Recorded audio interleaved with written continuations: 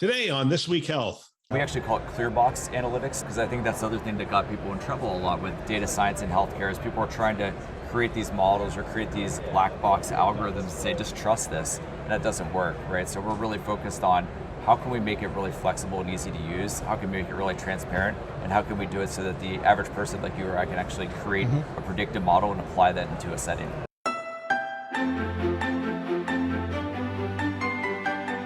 Today we have a solution showcase from Vive 2022, and we're going to talk to Field President of Clearsense and Chuck Podesta, the CIO for Renown Health. And we're going to talk about data, essentially, creating your data solution, your data platform, and what Chuck has done.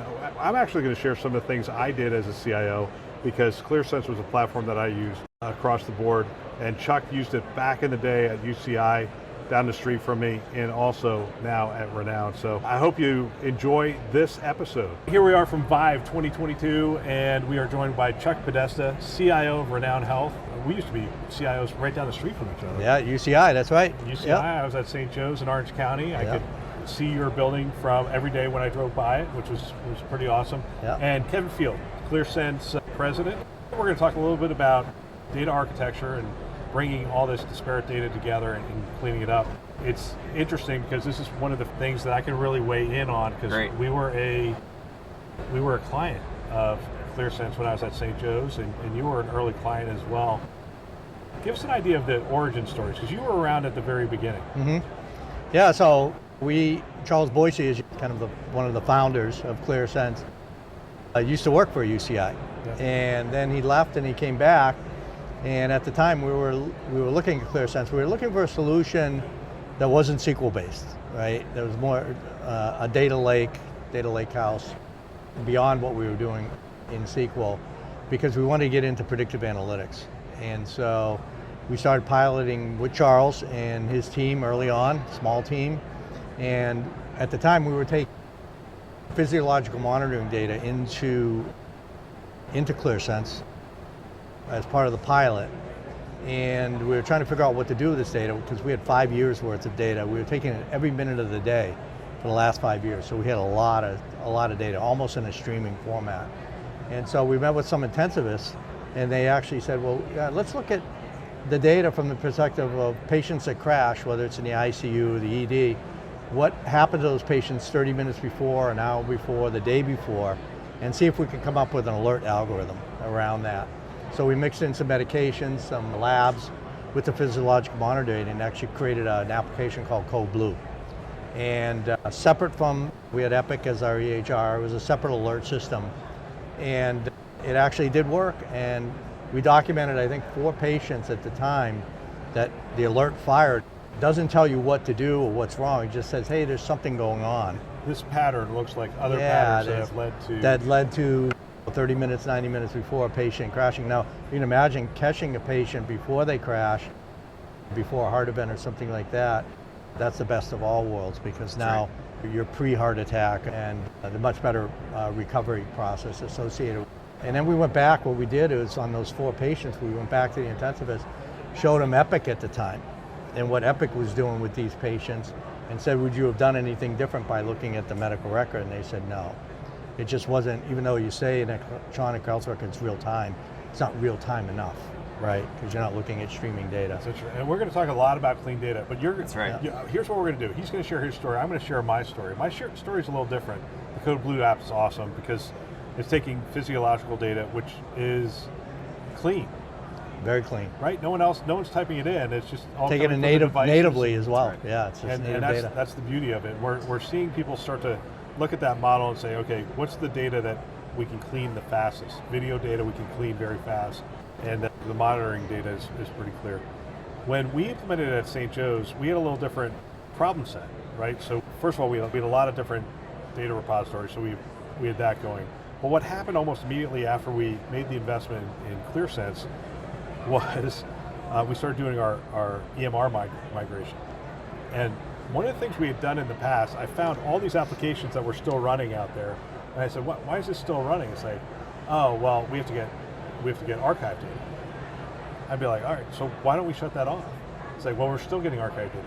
It's like, it's been 4 years since we migrated. I mean, we're still paying a license on this and this. Exactly. Part of the ROI on this was to get rid of this license, and we're still paying it. Right. And read only too, right? And it's interesting because that was not our intended first use case. Right. But it's such a natural use case, and we started popping all that data in there, and we were able to shut off our old EMRs within months instead of years, and it took that huge ROI.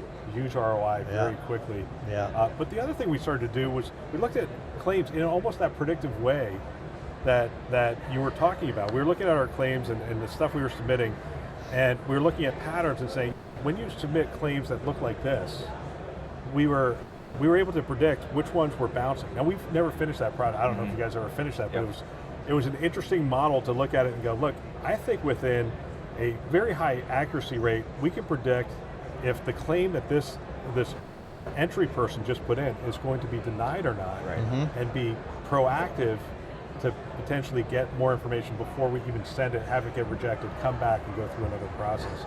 But that's the stuff you can do with a data platform per se. So I'm going to have you tie all this together. Absolutely. Yeah, so I think you're both giving really good use cases, right? These are endpoints that benefit from having good, clean, trusted data.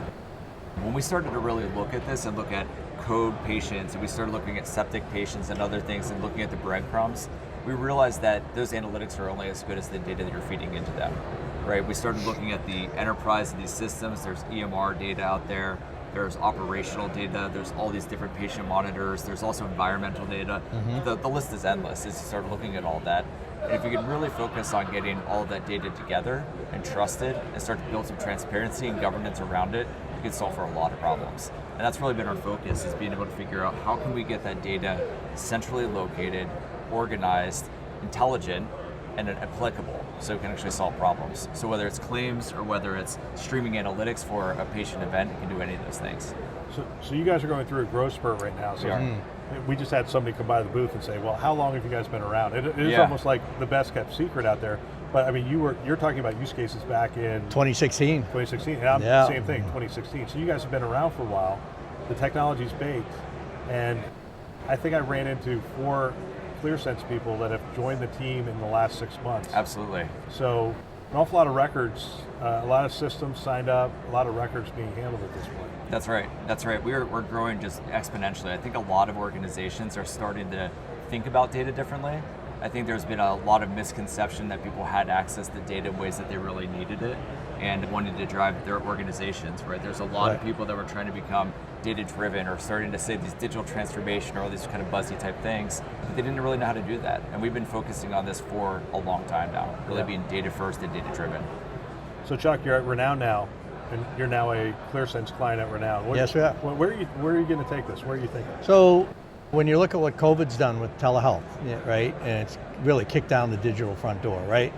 And so you need a tool like this to collect data from all these. There's much more disparate systems out there than there ever have been, right? Because now you've got patient monitoring in the home, you've got EICUs, you've got virtual telemetry, you've got the video visits that you're doing. So you're starting to build a patient persona. So from a patient experience perspective, you want to bring people in a digital way and then decide whether they stay in a digital way or they need to have an analog experience, which would be face-to-face with a provider. So when you start looking at all of that, you've got to have a data lake, you've got to have an ecosystem that can take all this information from all these disparate systems, because it's not just Epic in the middle anymore. All these different products out there, whether it's a Zyta or an Andor, an Amwell, I mean, they're all getting into creating platforms for that virtual journey, right? And Epic's certainly a big part of that, or Cerner, or any EHR, but it's not the end all anymore. So you've got to be able to pull that data in, you've got to be able to pull it in natively. You can't have 100 people mapping it to SQL. That's impossible, right? And so it's just been, you can't get into virtual care unless you have a product like Clearsense. It's inevitable now. Just like 10 years ago, you couldn't treat patients unless you had an EHR. Now we're heading in that direction of an analytic platform. So, the data. I mean, data becomes the lifeblood of a lot of these applications. It does. Talk about AI and AI applications on top of this. I know that you have AI capabilities on top of this engine, not only on the back end to do some really interesting things, but also on the front end That's right. to do the ingestion and the cleaning, I guess. Yeah.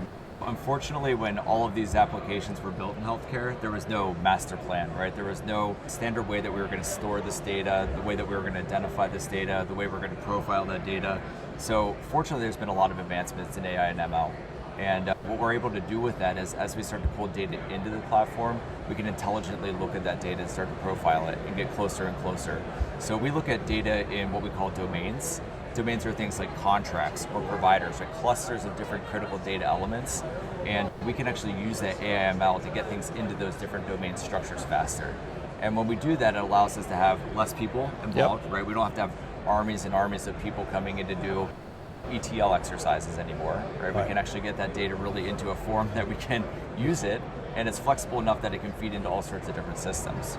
It's not plug and play, but it's getting pretty close to that with certain systems. Absolutely, Yeah. absolutely. The really nice part is, once you learn a system or once you bring a data set in, that benefits everybody, right? So it just becomes more and more intelligent over time. So on the back end, are we going to start to see AI applications against the data? I would assume we are. Yeah, we already are. We're already starting that now. So we have something that we call approachable AI. We know that healthcare organizations are starting to lean more and more into creating a data science initiative, right? They want to be able to get into predictive analytics, and you were doing this in 2015, Chuck, but people are starting to really catch. But with that, we have to make it a lot more approachable. We have to be able to have business owners that are trying to solve their problems have access to tools that actually work for them to do so. So that's really where we're focusing as well, is how can we make these tools really flexible and easy to use for the business person, the person actually needs to consume and use that data. So we do have a tool at the end of that platform, once we get the data trusted, have it governed, ready to go, that we can actually apply it into actually looking forward. It's an interesting data science platform.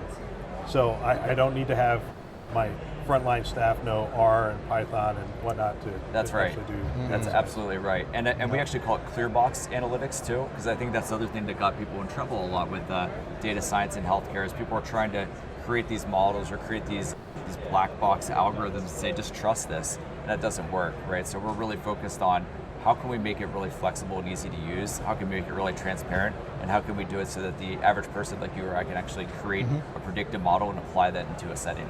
So one of the things, again, people came in and go, hey, what series are you on, and that kind of stuff. But I'm not sure my listeners are going to care what series you're on. What they're going to want to know is, who else is using it? Are they using it? How many records do you have? This is not like, hey, we just signed our first health system. You guys are we're growing pretty rapidly. We're actually working with 5 of the top 10 largest IDNs in the country right now, which is fantastic. With some of our customers, we're talking about hundreds of applications worth of data within our environment, which equates to millions and millions of patient records. So lots of volume, lots of variety. Like you said, we've kind of been the quiet player in this space, but that's because we've tried to get the data right for such a long time. Yeah, so we talked about some applications. Are there other applications that these health systems are using that maybe Chuck and I didn't touch on at this point? Yeah, there's a few other ones. So one, first and foremost, we're completely agnostic as a platform, right? So data doesn't come and live and die in Clearsense. So we can pull all that data together, get it prepared, and feed it out to any other third-party application. So being able to feed that clean data to trusted data to other sources, I think is a big differentiator for us. We also do have tools for researchers as well, and I think that's a really big one. So big for us. We just had an affiliation last July with the University of Nevada, Reno Medical School, and there's a big research aspect of that as well that we're starting. Clearsense is going to be front and center on that research side. We also have a regional transfer operational center we call RTOC, which is basically an FAA landing the planes. Instead of planes, it's patients. We take them through the inpatient journey all the way to discharge, and we're actually doing remote patient monitoring as well. We just started a pilot with a company called BioIntelliSense. This little thing called a bio button, slap it on, and you can monitor patients, you can monitor their gait, you can see whether they're lying down, right side, left side, what their gait is, walking wise, whether they fell. I mean, amazing, besides just the vital signs. So now you're talking about getting patients out of the hospital per surgery a lot faster, a day or two sooner, average length of stay goes down. Readmission rates go down as well because you're monitoring 24/7.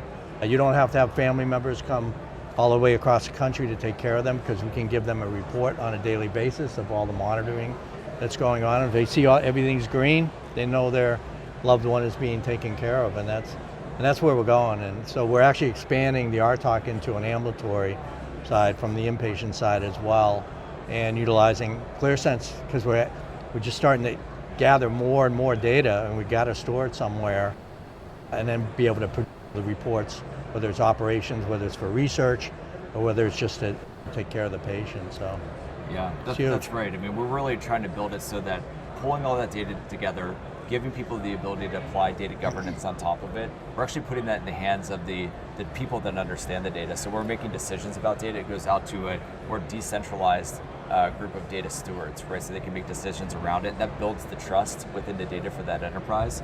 And then we can feed it into these other tools where we can do data discovery for researchers, where they can look for different cohorts, relationships with different patients, take it from that, apply it directly into more of a visualization tool, and then they can ultimately apply it into those data science approaches as well. Are there value-based care applications for this as well? It's something that we're capable of building. Not today, there's nothing out of the box for it, but the way that we're really designed for the ecosystem is to have flexible tool sets, so whatever the problem statement is, as long as it's related to data, we can apply it. You're the data platform. We're the data platform. So if I have a clinically integrated network, need to build a dashboard across, when people hear that, they go, well, why don't you just do it across the EHR? Yeah. Well, in California, our clinically integrated network was 75 EHRs. Yeah. No, it's the same. And we're moving in Nevada. We've got 13 critical access hospitals, right? They have CPSI, they have Meditech. 3 or 4 years ago, if you want to move into remote patient monitoring in those areas or monitoring their patients in any way, you'd have to put them on your EHR, right? You'd have to implement Epic in a Connect way. With these virtual care platforms, you can plug these CPSIs and Meditech in, take the data natively into your product, Clearsense product, and you're done. Yeah, it's like, what was really the driver for doing that, right? And the more you start to talk to people about it, they don't want to go through those huge change management exercises of having to go through and pull a whole organization to a new EMR every time they're doing an acquisition, right? They want to do it for the analytics, the data, the ability for them to look at their organization and improve. And if we can do that centrally in a data platform, then there's no need to go through major conversion work like that. Well, Renown's probably not a huge system if I thought about it. And one of the things at St. Joe's is every year the data team would come to me and want to double in size.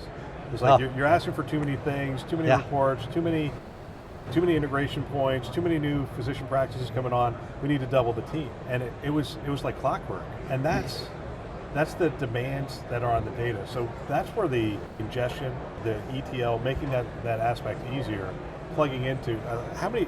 If you were to estimate right now, how many of those different ingestion points do you think you guys can handle at this point? We have hundreds of different connectors. So we can talk about anything from any of the public cloud environments, if we're trying to pull data in from those, all the connectors are built in for those types of things. We've worked with many of the major EMR systems, so all of that work's already in place, a lot of the ERP systems. We're talking about hundreds and hundreds.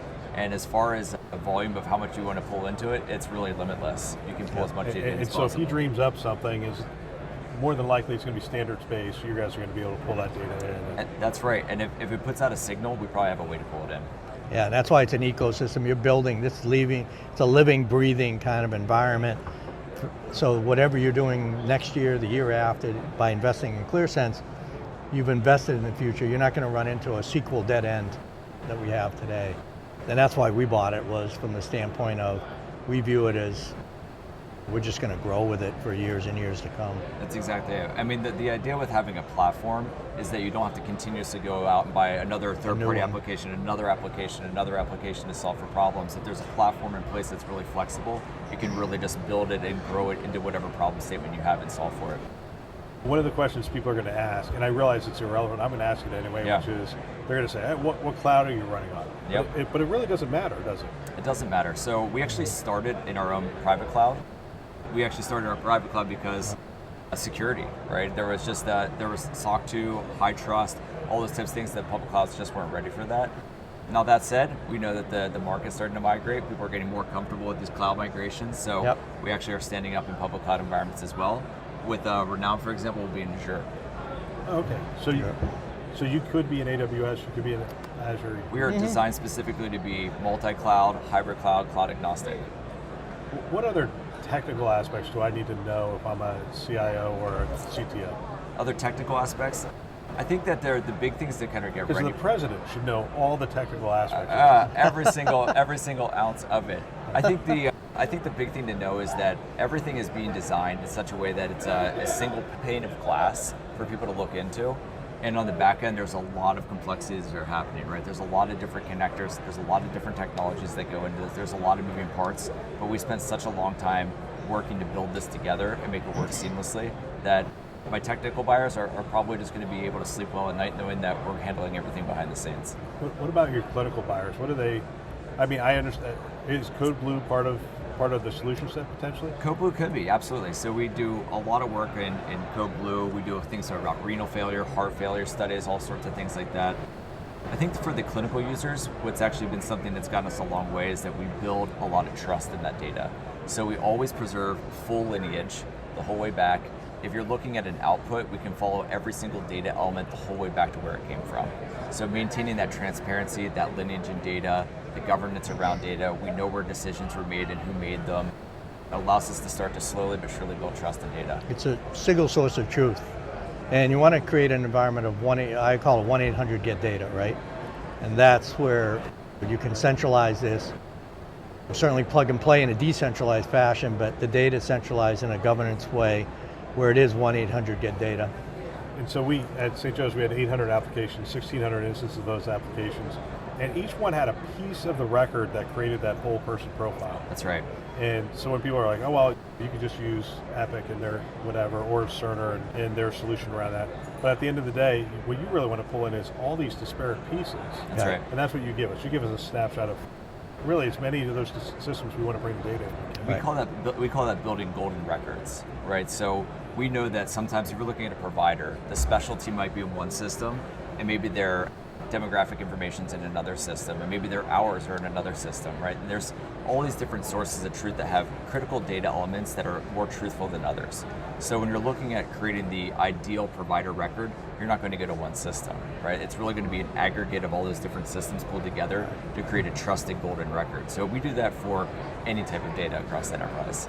Delivering data into the workflow, that's the other thing clinicians would ask for. Absolutely, yep. So you have to, if you can't get it back to that final mile, nobody's going to use it. That's a classic thing. That's why we say nothing comes, deliver, die. So if there's any sort of ability to feed information back out through APIs, through integrations, through interfaces, what have you. And it's imperative today with the nursing short. You can't find enough nurses.